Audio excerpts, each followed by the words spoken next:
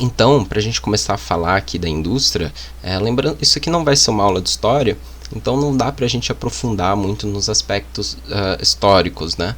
Mas a gente vai passar por cima para entender, então, como que a gente chegou onde a gente está hoje, beleza? Então vamos aqui começar discutindo antes da indústria mesmo existir aqui no planeta Terra, né? A gente tinha uma sociedade em que agrícola de subsistência, então a população vivia nos campos, era tudo mais devagar, né? A comunicação era feita por cartas, o transporte por carroças, não tinha essa conexão que a gente tinha hoje, as pessoas realmente viviam pela sua sobrevivência, produziam para sua sobrevivência, né? E embora a gente não tivesse indústria na época, a gente tinha o que a gente chama as oficinas, né? A indústria não é um local onde a gente produz produtos. Nessa época também tinha, né? Mas numa escala menor. Então existiam as oficinas, né? Que trabalhavam com a chamada manufatura, ou seja, os produtos eram feitos de forma artesanal, eram feitos à mão, né? E geralmente essas oficinas tinham um caráter familiar, então a gente tinha os filhos trabalhando também. Só que era uma época que o mercado era mais limitado, né? Então essas oficinas elas não produziam a grande escala como a gente vê a indústria produzindo hoje, né? Era um mercado mais limitado porque justamente pelo pessoal viver no campo e tudo mais, o pessoal vivia para sua sobrevivência, eles não tinham a questão do poder aquisitivo, né? Então os produtos dessas oficinas geralmente eram produtos de uso mesmo, como vestimentas. Tá ok, pessoal? E aí que a gente já agora começa a caminhar para entender a indústria, o surgimento em si da indústria, que é um movimento que a gente chama de Revolução Industrial. E aqui a gente vai falar um pouco da Inglaterra, do pioneirismo inglês, porque foi justamente na Inglaterra onde que se deu o início dessa Revolução Industrial. E a gente pode entender Revolução Industrial pelo seguinte, pessoal. Revolução é a transformação de determinada estrutura política, social, econômica, cultural ou tecnológica. Então, a gente pode entender como revolução industrial, como o impacto, a transformação da indústria, com a chegada da indústria, a transformação que ela teve nessas estruturas, seja política, social ou econômica, dentre outras, tá? Então é isso que a gente entende por revolução industrial. Um exemplo, com a chegada das indústrias, a gente tem a formação das cidades, né? Então as pessoas, com a indústria, começam a se formar as cidades em volta da indústria, porque as pessoas estão indo para as indústrias para trabalhar, então começa a surgir as cidades em volta. A gente tem uma estruturação social diferente, o pessoal começa a sair do campo, começa a ter um estilo de vida diferente, começa a ir para as cidades, né? Então esse é um exemplo, né, da indústria impactando o seu meio, e é isso que a gente entende por revolução industrial, tá ok? E pessoal, para a gente entender o porquê, né, da Inglaterra ter surgido na Inglaterra, tem alguns pontos que a gente pode comentar. Então a Inglaterra na época, e aqui a gente está falando do século XVIII, então lá por 1700, a Inglaterra tinha um acúmulo de capital consideráveis, ou seja, ela tinha dinheiro, né, que na época o dinheiro seria metais preciosos como ouro, né. A Inglaterra já tinha um comércio marítimo definido, então ela tinha rotas marítimas, ela fazia comércio com outros continentes, com a África, com as Américas, com a Ásia. A Inglaterra ela tinha em seu território e em suas colônias uma grande quantidade de matérias-primas, que a gente vai ver que para acontecer a Revolução Industrial era necessário alguns recursos, né? E a burguesia.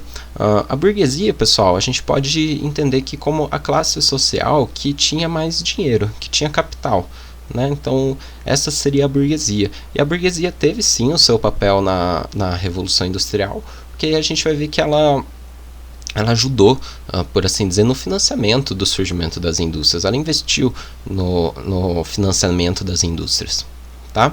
Então vamos dar uma olhadinha aqui, já entrando na primeira Revolução Industrial, então, justamente o que aconteceu na Inglaterra, né? A gente tem como recursos carvão, ferro e lã, a gente já vai voltar neles, e a gente tem a mudança nos meios de produção, né? A indústria veio para isso. Antes a gente tinha a manufatura, a forma de produzir, como a gente viu, de forma manual, os artesãos nas oficinas. Com a indústria, a gente vem com a maquinofatura. Então, os operários, agora os trabalhadores nas indústrias, eles não vão fazer o trabalho à mão, eles vão operar as máquinas. Porque a gente tem um aumento da produtividade, é muito mais eficiente com o trabalho à mão. Com os recursos, o carvão e o ferro, a gente conseguiu, por exemplo, criar motores a vapor, então máquinas a vapor. Tá? É nessa época que surgem as locomotivas, né, os trens, as ferrovias. E nessa época a gente tem um foco mais a indústria, o surgimento, na indústria têxtil. Tá? Então a indústria de vestimentas, de camisas e a indústria de vestimentas. Né? E por que a indústria têxtil? Justamente pela grande quantidade de lã, né, que a Inglaterra tinha em seu território, e o que eu comentei, a questão da burguesia. Naquela época, a questão de status, ter uma roupa e tudo mais. Então era questão de status, né? Você ter uma roupa legal, não sei o quê.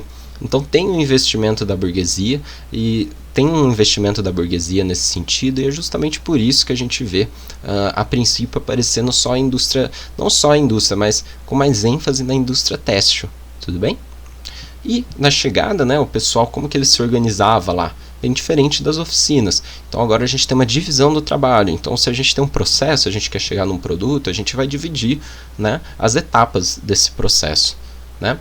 E também a chegada do trabalho assalariado. O pessoal agora eles ganham salário trabalhando na indústria. E aqui que a gente começa a ver a formação, né, do sistema capitalista. Como eu comentei com vocês, né, com a chegada da indústria, a gente tem um impacto, né? Então aqui, ó, o surgimento das cidades. Aqui na direita, né, é um mapa de Londres por volta desse período, 1750 para 1790, não lembro com certeza. Mas é aí que a gente tem, né, a estruturação das cidades justamente em volta das indústrias. Como eu disse também, a população começa a ter um salário, a ganhar um salário por estar trabalhando na indústria, né? Então muda também a estrutura econômica, né? Agora a gente vai ter, antes o mercado era mais limitado, agora a gente vai ter mais consumidores no mercado, querendo ou não, né? E eu trouxe aqui pra gente também um vídeo curtinho pra gente ver, que é justamente para vocês entenderem que a Revolução Industrial, pessoal, ela não tem uma data definida justamente porque não acontece do dia para a noite, né? Que um dia pegaram e falaram, vamos criar a indústria e já surgiu tudo, surgiu as máquinas, surgiu as locomotivas. Não, é um processo, né? A Revolução Industrial é um processo. Então esse vídeo aqui mostra, por exemplo, um dos primeiros protótipos de veículo a vapor. Vocês vão perceber que a revolução industrial ela acontece de forma assim contínua, como se fosse uma escadinha. É os recursos que a gente tem disponível, então nessa época o ferro e o carvão, e as pesquisas, os desenvolvimentos, né, os engenheiros da época trabalhando com esses recursos, desenvolvendo essas pesquisas e criando, né, essas criações, e aí disso, por exemplo, né, um protótipo de veículo. Nesse mesmo período, né, da primeira revolução industrial, a gente surge as locomotivas, né? Então é só para vocês entenderem que as coisas não acontecem do dia para a noite, é um processo, tá? As revoluções industriais são um processo, com os recursos que a gente tem e os avanços, as tecnologias, as pesquisas, certo? E aí, pessoal, a gente entra então na segunda revolução industrial, certo? Essa revolução ela começa a partir do século XIX, né? Então 1800 por aí. A gente tem como recursos protagonistas o petróleo, a eletricidade e o aço. E a partir desse momento a gente tem uma globalização da industrialização. Então a indústria não vai ficar somente limitada à Inglaterra. Agora a gente tem outros países se industrializando também, como Estados Unidos, a Alemanha e o Japão, tá? A gente tem uma diversificação da indústria, então agora a gente não vai ficar só na indústria têxtil, a gente tem a química, a metalúrgica, a farmacêutica. Vem a chegada de novos maquinários, justamente pela questão do petróleo. Agora a gente consegue motores a combustão que são mais eficientes que motor a vapor. Nessa época começa a surgir alguns eletrodomésticos ou protótipos de eletrodomésticos, né? Por exemplo, esse telégrafo, né? Ele seria um telefone antigo, por assim dizer, uma forma de se comunicar a longa distância, né? Enviando sinais, pulsos elétricos com as batidas que você dava ali no telégrafo. Assim como a câmera fotográfica, né? Esse daguerreótipo, que é a primeira câmera fotográfica. Você tinha que ficar uns minutos parado na frente dela para tirar a foto, até a foto se formar dentro da câmera, certo? E dentre outros, como bicicletas, lâmpadas, fertilizantes, antibióticos, né? Então a gente teve uma expansão da indústria e, consequentemente, uma expansão dos produtos, né? É nessa época que os carros se tornam um bem de consumo da população, principalmente nos Estados Unidos, né? Como eu falei, com a chegada do petróleo, a gente agora tem um motor a combustão. E é aqui que se intensifica o movimento de urbanização. Então as pessoas estão cada vez mais saindo dos campos e as cidades estão cada vez ficando mais cheias, crescendo cada vez mais. os meios de produção eles vão mudar, né? Então a gente tem pessoas trabalhando atrás disso. A gente tem, por exemplo, Frederick Taylor, que ele foi um britânico, se eu não me engano, e ele veio com o Taylorismo, né? Então, e a gente entende... Perdão, pessoal, para a gente entender, né, o que seria esses meios de produção. Meios de produção é basicamente a gente tem um produto que a gente chegar, quais que vão ser as etapas, quais que vão ser as máquinas, quais que vão ser as pessoas envolvidas para a gente chegar nesse produto. Esses seriam os meios de produção, por assim dizer, né? E aí o Taylorismo, ele veio pensando e reformulou o meio de produção das fábricas, né? Então teve uma sistematização da linha de produção, então os processos ficaram ainda mais fragmentados. Então se a gente já dividia as etapas da produção de um produto, agora a gente vai dividir mais. E cada operário vai ficar, né, responsável pela sua etapa. Para ele, né, ele tinha a concepção de que que o trabalho tinha que ser cronometrado. Então o operário ele tinha que fazer a sua função no menor tempo possível, tá ok? E aí, pessoal, a gente tem o Henry Ford, que ele veio com o Fordismo. Ele aprimorou as ideias de Frederick Taylor com os recursos da época. Então, por exemplo, teve o desenvolvimento das esteiras rolantes. Então agora o operário ele não precisa ficar se movimentando, ele pode ficar parado e vem a peça, o produto para ele trabalhar até ele, né? E diferente de Taylor, agora é a máquina que se adapta ao funcionário. Então o funcionário não precisa ficar correndo para acompanhar o ritmo da máquina, não. Agora a máquina que se adapta ao funcionário. A gente dita o ritmo da máquina de acordo com o funcionário. E Henry Ford teve muito sucesso no seu método, porque ele foi o fundador da Ford, né? Ele que implementou esses métodos na indústria automobilística americana e teve a primeira produção em massa de veículos, no caso esse modelo T da Ford. E aí que houve a popularização, os carros, né, como bens de consumo da população, certo? E aí, pessoal, acho que é interessante a gente comentar também.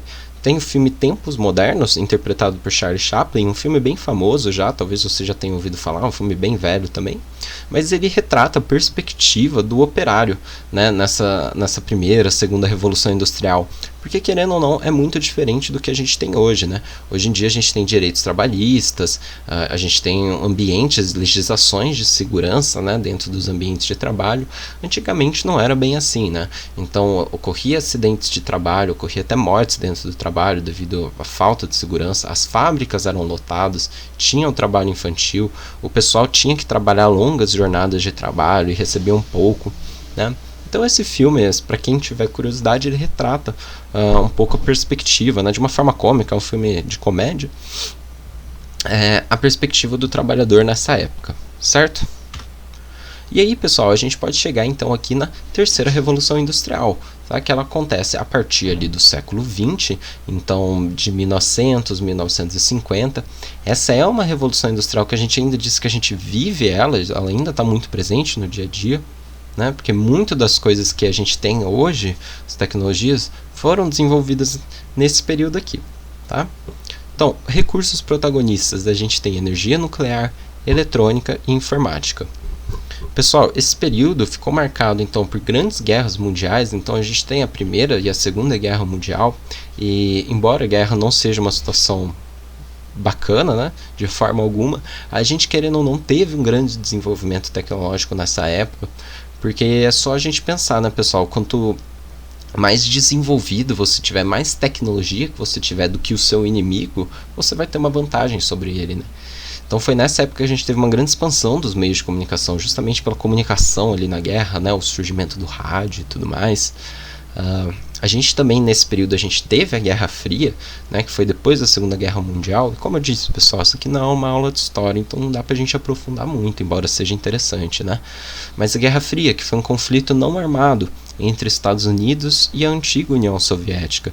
Esse conflito foi não armado e basicamente não teve contato, guerra direta, conflitos, mas era mais uma competição para quem tinha mais tecnologia, quem era mais desenvolvido, né? E foi nessa época que surgiu o desenvolvimento de pesquisas espaciais, onde teoricamente os Estados Unidos, né, chegou aí à Lua, certo? Pessoal, foi nesse período que então surgem os computadores, a internet, a expansão dos meios de comunicação. A gente tem televisões, telefones, rádios, e os meios de produção mudam também, né? Agora a gente tem as fábricas começam a ter uma automatização e modernização no meio de produção. Então, antes na maquinofatura, né, o operário operava a máquina, agora a gente começa a ver máquinas que se operam sozinhos, né? Então a gente tem uma automatização dos meios de produção. Consequentemente, tem a questão do desemprego, né? Os operários, as pessoas vão perder os seus lugares na fábrica devido a essa automatização, né? Um robô, ele é muito mais eficiente, né? Ele não precisa descansar, um robô não precisa tirar férias, não precisa parar para horário de almoço, de janta, enfim. E a gente tem uma especialização da mão de obra, né? Com a chegada de novas tecnologias, a gente tem que aprender a lidar com essas tecnologias, certo?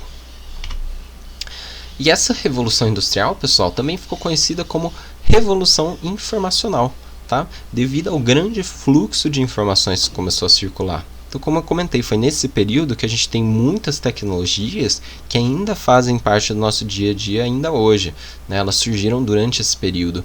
E como expandiu, né, os meios de comunicação, tem um maior fluxo de informações, e quanto mais informações, né, a informação é um recurso, né, a gente consegue desenvolver mais. Tudo bem?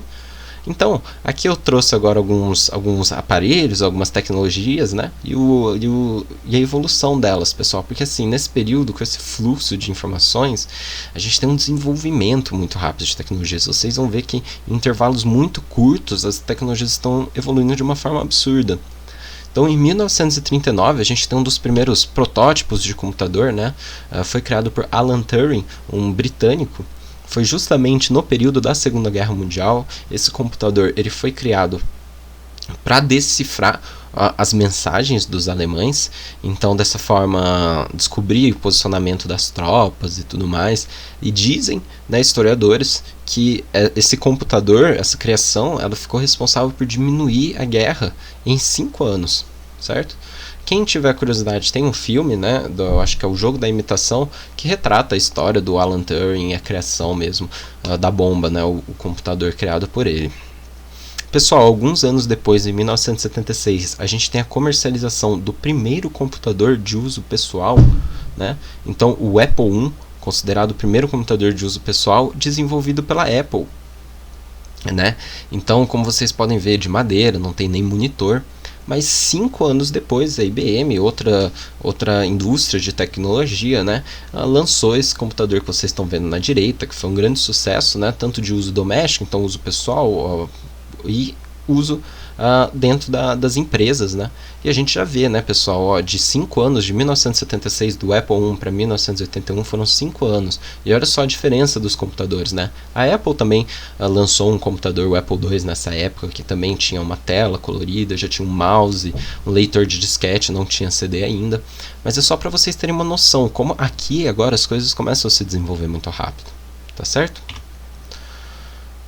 Pessoal, a questão do celular, né, a gente tem aí o primeiro telefone celular comercializado foi em 1983 pela Motorola. Em 1990 a gente teve o primeiro celular no Brasil, que chegou junto com a rede de telefonia móvel no Rio de Janeiro. E esse Nokia aí no canto, que é um dos celulares mais populares da década de 90. Aqui de novo, para vocês verem, num curto intervalo de tempo, olha o tamanho que foi diminuindo o celular, né? E aí, em 2007, a gente chega com o smartphone, o que iniciou a nossa aula, o iPhone 2G, criado pela Apple, né? E aí é nessa época que a gente começa a ver a popularização, né, da palavra smart. Hoje em dia já é bem comum, né, que seria inteligente, então o celular inteligente. E lembra que eu falei que todas as revoluções desses períodos, eles são uma combinação, né, dos recursos que a gente tem disponível com as tecnologias e os desenvolvimentos, né? Então, o smartphone também, a ideia do smartphone, ela foi possível também graças ao 3G, né?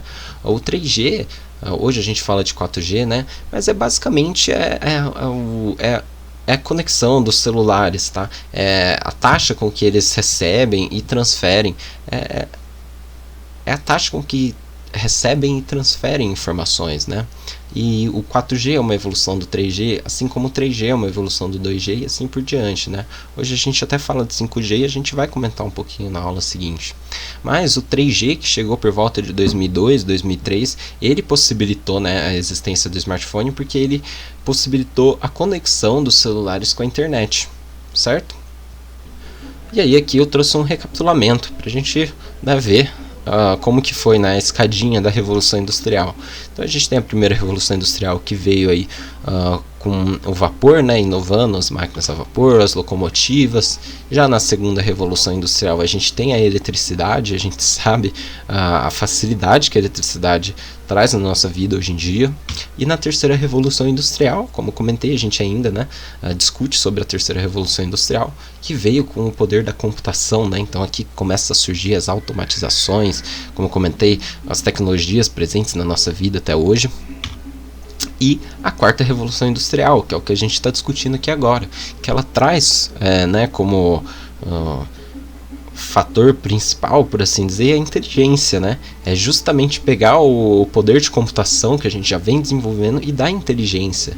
Hoje é o que eu falei, a palavra smart já é muito popular hoje em dia. Hoje já se fala de smart factories, então fábricas inteligentes. O que seriam fábricas inteligentes? São fábricas que elas se autogerenciam sozinhas, desde o estoque, desde a produção e até mesmo desde o produto na mão do cliente, né? Essa é a ideia, é cada vez mais uma automatização maior, dando inteligência para as máquinas. E a gente vai entender isso daí melhor na próxima aula, falando de inteligência artificial e internet das coisas. Tudo bem, pessoal?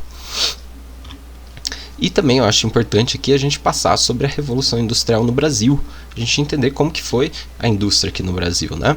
Então a gente tem as políticas de industrialização, a indústria a partir de 1930 aqui no Brasil, no governo de Getúlio Vargas. A gente tem como as primeiras indústrias aqui no Brasil a indústria de base. Então a indústria de base seria aquela indústria que pega uma matéria-prima, processa ela em outra matéria-prima, não transforma em um produto. O ferro, por exemplo, pega o ferro e transforma o aço, transforma em aço. Né? As siderúrgicas e mineradoras, é nessa época que surge a Vale do Rio Doce aí de Itabira.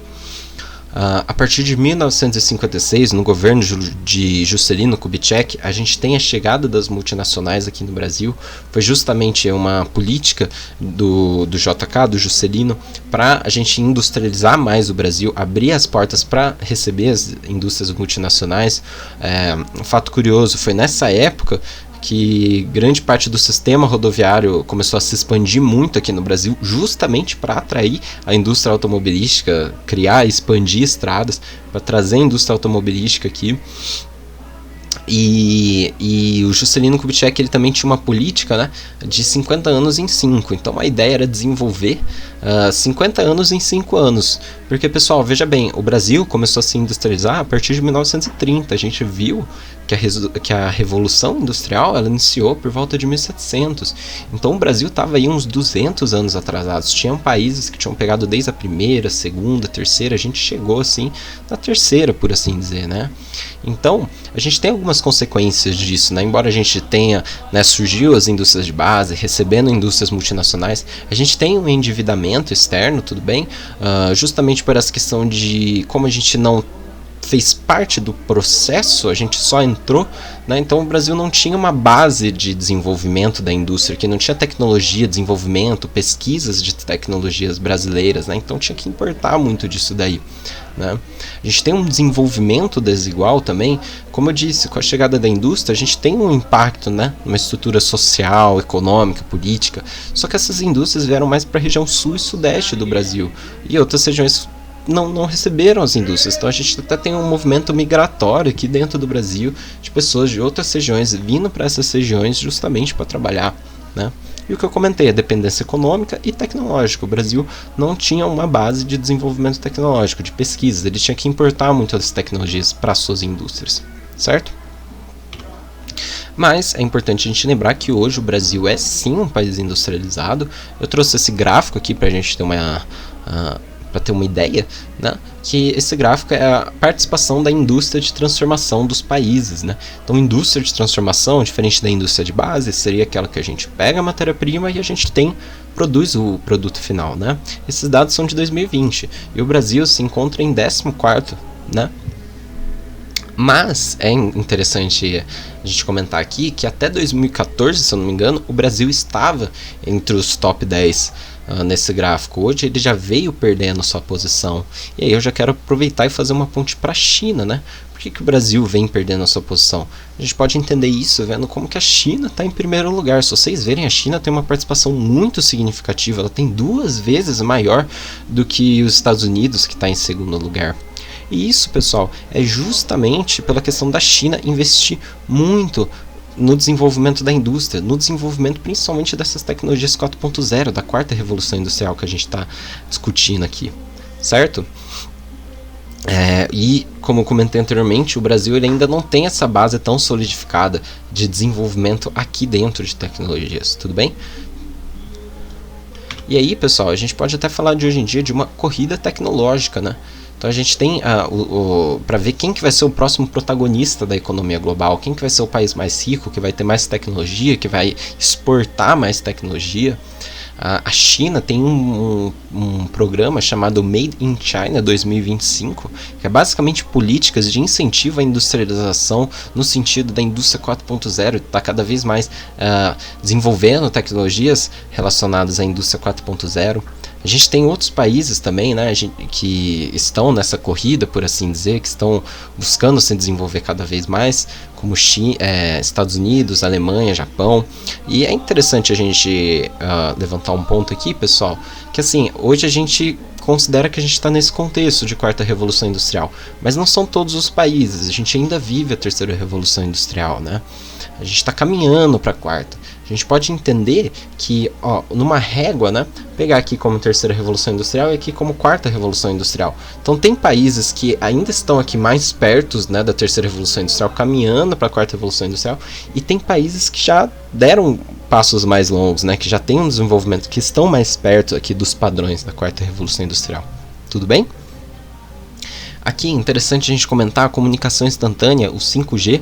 Hoje a gente já tem uma competição entre a Huawei e a Google. A Huawei sendo uma empresa da China e a Google uma empresa americana, que é o desenvolvimento dessa tecnologia do 5G. Como eu falei, o 3G é uma evolução do 2G, o 4G é uma evolução do 3G e o 5G é uma evolução do 4G. Então assim, a gente tem uma troca instantânea de dados cada vez mais rápidas. A gente vai ver como isso é importante na próxima aula, em que a gente vai ver essas tecnologias 4.0, mas hoje já se fala de carros autônomos, então carros que dirigem sozinhos, por exemplo, né? Só que para esse carro conseguir fazer isso, dirigir sozinho, ele tem que ter uma comunicação com satélites de posição, certo? Então a comunicação instantânea, o 5G, hoje já tem uma competição para ver quem desenvolve primeiro, né? E a Huawei está na frente. E é aquilo que eu falei, pessoal, a gente não importa a tecnologia, o país que desenvolveu um 5G eficiente, ali, bom, primeiro essa tecnologia, ele vende essa tecnologia, né? Então a gente pode dizer que a gente tem uma corrida tecnológica hoje em dia. Qual país se industrializa, se desenvolve mais? Tem a questão dos dados, isso daí a gente vai também ver nas próximas aulas. Dados são um recurso muito valioso no cenário atual, a gente considera até o petróleo da indústria 4.0, tudo bem? Tudo está relacionado a dados, né? Aqui a gente falando de comunicação instantânea, 5G, transferir dados cada vez mais rápido. O tanto de pessoas que tem... Você é um toque no seu celular, isso daí já é um dado que está sendo mandado para algum lugar, você está recebendo dados o tempo inteiro. O tanto de pessoas conectadas a dispositivos, trocando dados o tempo inteiro. A gente, de smartphones, é estimulado que mais da metade da população mundial tem um smartphone. Então a gente vai ver também a importância dos dados, como eles são um recurso, sim, no contexto atual de quarta revolução industrial. Bom, pessoal, eu espero que vocês tenham gostado da nossa segunda aula do curso Minha Vida Digital. Essa aula é um pouquinho mais longa, a gente passa pelos outros períodos das revoluções industriais, mas é muito importante a gente passar por esses períodos para a gente entender a quarta revolução industrial, tudo bem? Pessoal, novamente, se vocês tiverem sugestões, críticas ou dúvidas, por favor, deixem nos comentários e eu espero vocês na próxima aula.